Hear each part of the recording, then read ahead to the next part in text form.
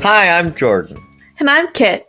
Welcome to Starry Time, Asterism's edition. where stars plus lines equal stories. With an asterisk. In these episodes, we'll explore ideas, concepts, or people that didn't make it into the main show, or just a few things that we'd like to talk about a little bit more. Yeah, so in this episode, we wanted to do a medium dive to the extent possible on the Maenads. Yes, so you might remember from our Myths and Retconstellations portion of Lyra, these are the lady killers of Orpheus, who are mentioned very briefly towards the end. Yeah, so usually when we do these side myths, we also roll in some astronomy to talk about. For example, we talked about the Nereids, both in myth and in astronomy. We talked about the Pleiades in myth and astronomy. But there doesn't seem to be any astronomy Maenads, which I think is both rude and probably because of the myths related to these folks. So instead, this month, we're actually just going to stay in the myth zone and do a little myth retelling and retconstellationing related to the Maenads. For this month, we're going to do, like you said, a little bit of myth retelling and retconstellationing. And I worked hard, came up with a couple of these to redeem myself for, again, my Orpheus-like performance in my retconstellation of Orpheus. Well, to be fair, I think the source material here is a little more interesting. There's a lot of ambiguity in it, which means there's a lot of room to come up with something. And honestly, the Orpheus, as we talked about, the Orpheus myth has been retconned already. So I think this is a better use of your efforts. Before we can retcon, we kind of have to go over the original myths. So, Kit, can you tell us who are the Maenads? So the Maenads or the Maenads, I'm not sure which exactly one is right, so we'll probably use them interchangeably. They are known in Roman mythology as the Asterisms or the Bacchae or the Bacchentes. So those are all, I don't know why I gave myself all of those to pronounce, but I did.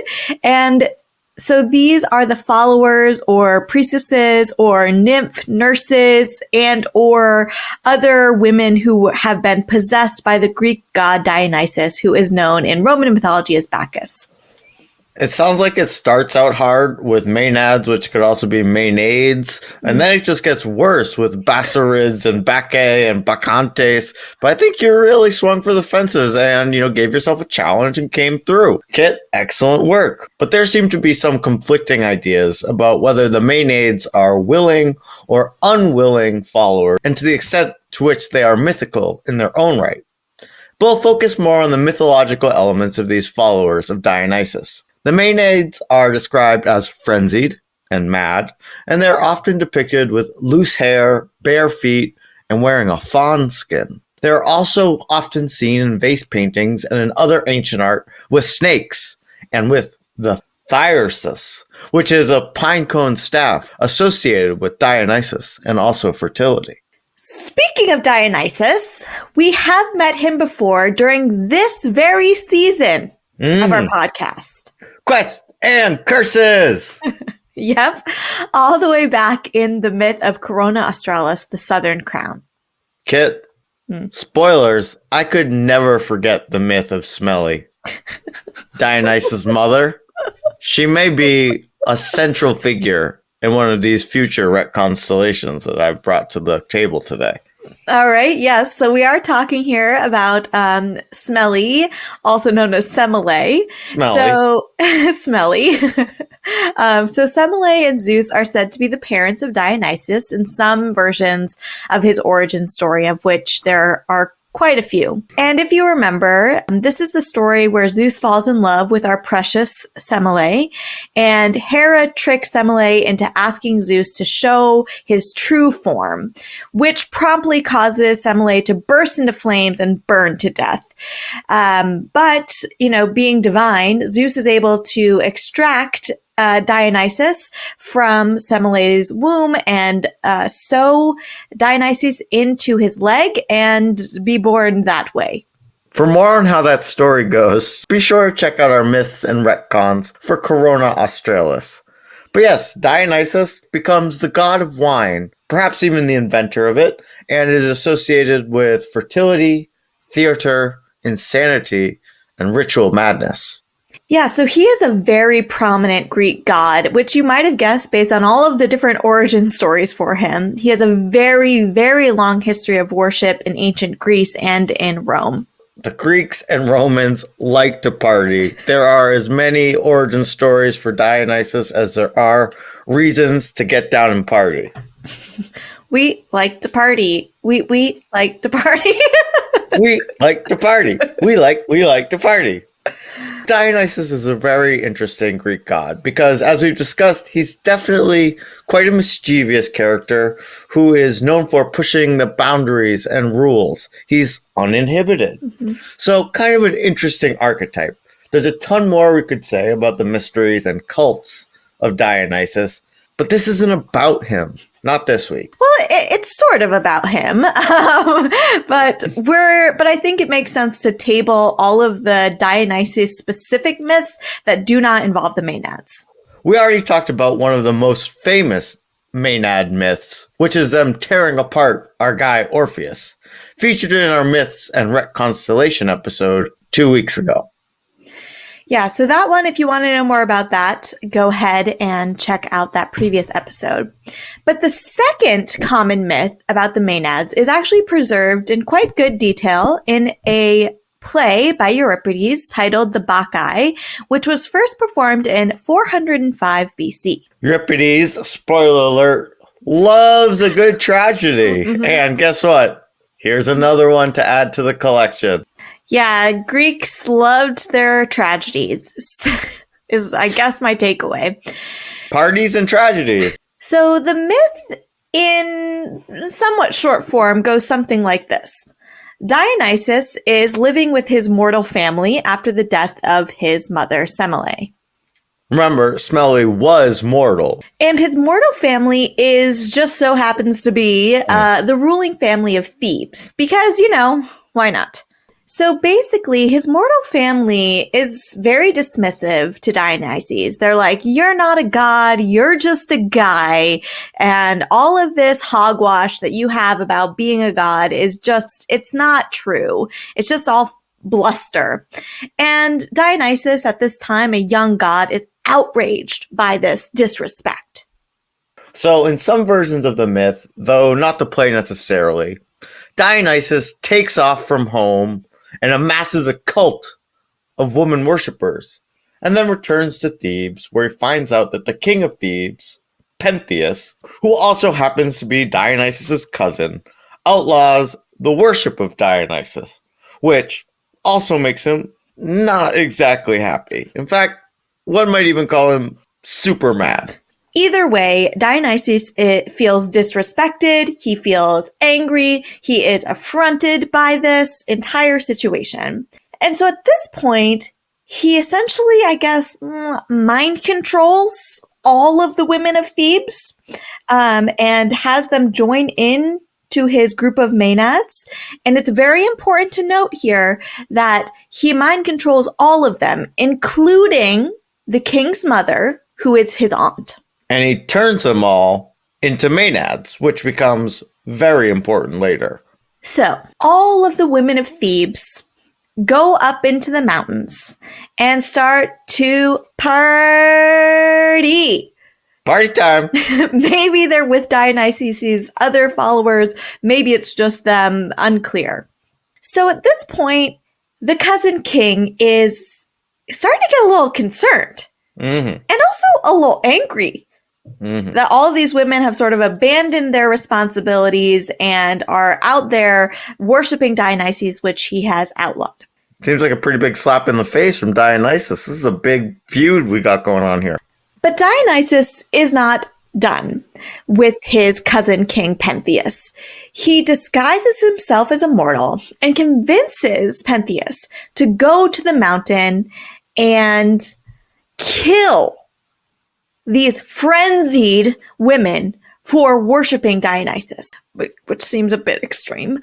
But long story short, Pentheus creeps up to the mountain, is caught spying on the Maenads, who promptly tear him to pieces just rip him apart. And this frenzy, this tearing apart is led by his mother. Now, his mother returns to the palace with her son's decapitated head under her arm, touting it like a trophy, saying that is the head of a lion. So she rolls in, shows this to her husband, the king's father, and wow, that did not go over well. No, tough and luck. At this point, she and the other sisters are all exiled, and Dionysus curses the old/new king, Cadmus, and his wife, who I thought was this other person, so I'm not totally clear on that. And he curses the king into snake form for some period of time. And that's the play/myth.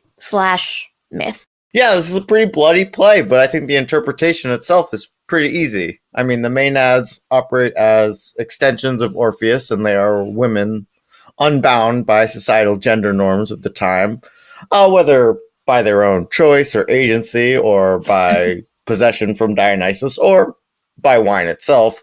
And they are feared and dangerous by their unwillingness to conform to the norms of society. Yeah, so in a lot of ways, and really the pulling apart of Orpheus and this myth are really the only fully intact stories that we have about the Maenads. They sometimes pop up in other settings. There, as we mentioned, there's also a role of Maenads as priestesses in the actual cults of Dionysus. There's some other nymph-related stories, but these are really the big stories where there's a really actual full story involved. And this myth in particular reminds me a lot of the myths of the Amazon warriors, which are also surprisingly sparse. Like there are some source myths, full stories about the Amazon warriors, but more often they're just sort of like they pop up into stories. And I've always thought about the Amazon myths as well as, and I think this myth falls into this category as well, as a way in which a patriarchal society copes with unruly women or women who don't follow into these patriarchal rules. And these myths function simultaneously as a warning to keep other folks in line, as well as a way in which to create fear around these people that, don't conform. Pretty great way to tell a story that reinforces patriarchal rules. If you make everyone who's opposed to you look feral and mad and crazy, and that's kind of the message they're trying to pass down here. Anyone who would, question their authority must be a dissident or must be someone who can't be trusted. Absolutely. But yeah, I guess my major takeaway when reading about the Maenads is I thought there was going to be a lot more mythology about them. When we mentioned it in our Orpheus myth, I was like, tell me everything. I was like, this looks fascinating. But there really isn't a ton of depth. And maybe this is just that we've lost some of these stories, but I want to know more. I want things to be named in the night sky after them instead of, Zeus and the other questionable heroes that we've heard about. But yeah, see our episodes on Hercules and Orion and even Gemini for more. But Kit, now that we've discussed the interpretation, I think we actually only really have one choice. Retconstellation? Retconstellation. Let's take a quick break and then come back with our retcon.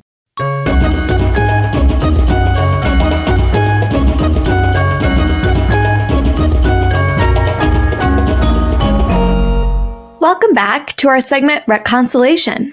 In this segment, we reimagine, reboot, and revise the myths that we've discussed in hopes of modernizing, subverting, or deepening the story that we've covered. Sometimes, though, all we're trying to do is just make them a little less cringy. Kit, would you like to start us off today with your Maenads Retconstellation? Yeah, I sort of imagine them as a tribe like the Amazons, but instead of, training to become very skilled, fearsome warriors, they're just super into wine and music and farming. And don't get us wrong. You don't want to mess with them because they will defend themselves, but they're not necessarily interested in being full-time warriors like the Amazons are. So my general idea is basically just to retcon the Maenads into a sort of sister land of the Amazonian land. Maybe the two groups have a strong alliance. Maybe there's trade between the lands. And so that's where I want to leave the Maenads as this sort of secondary group of people to incorporate into the podcast extended universe. Just like Sagittaria leads the Amazons in my podcast extended universe, I'm going to be on the hunt for a leader and an origin story that really does the Maenads justice. But that's where I'm percolating and what I'm thinking about in terms of retconning this going forward. I'd like to have this be a sustained effort. Kit, we got plenty of constellations left to go. I can't wait to see how the Maenad territory gets explored. I think as we explore the night sky, more of the Maenad mythos and how they connect to your extended universe will become clear. In the meantime, yes, we'll think of them as a terra incognita, a part of your world yet to be explored. But perhaps as we go on through the constellations, the road to the Maenad territory will become clear. Exactly. So how about you, Jordan? Where did you go with this Maenad Retconstellation? Well, Kit, I actually have two. I have one that takes place in ancient Greece with the characters we already know and love. And I have one that reimagines the story in a different time and place. I will start out with my first Retconstellation, which is set in ancient Greece and is called Smelly's Revenge. And in my version of the story, Semele does not get burned alive for looking at Zeus. She is in fact saved by the Maenads, who create some sort of magical haze that protects her and blinds Zeus so that she can't turn into flames. And then she befriends them and they work together and travel trying to find Dionysus. And they capture Zeus again in eagle form. Then the Maenads use their trickster powers to hypnotize Zeus and tell him, like, hey, you could be a better leader, dude. And like Dionysus, like, he deserves better. Give him some guidance. Now they got Zeus kind of sedated. They're trying to, appeal to his better nature, They're not going to kill him like in lots of my Retconstellations.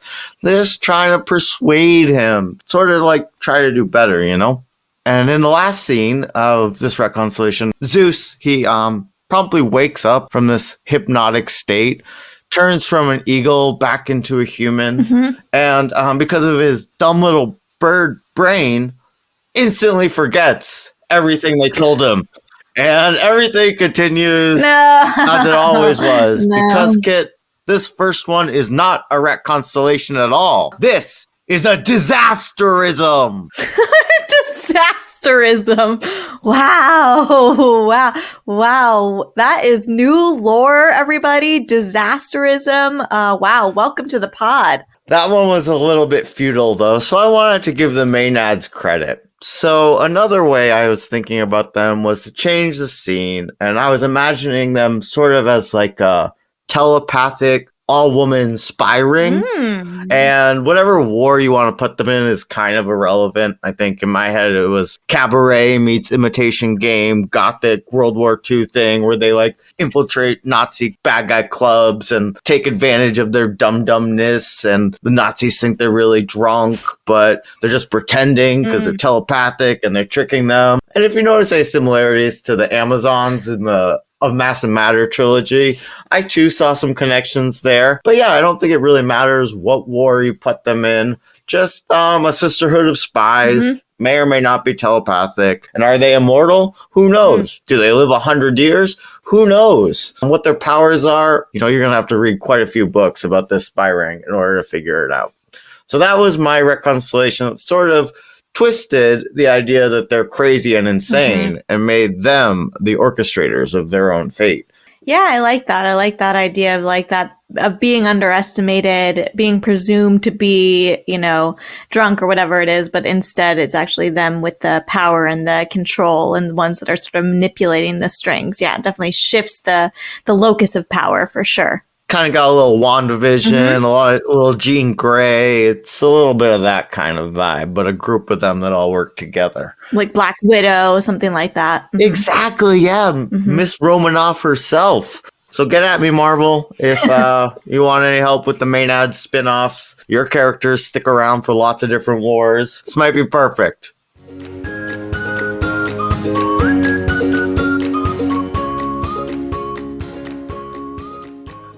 Thank you for joining us today as we've retold and ret-constellationed the myths of the Maenads.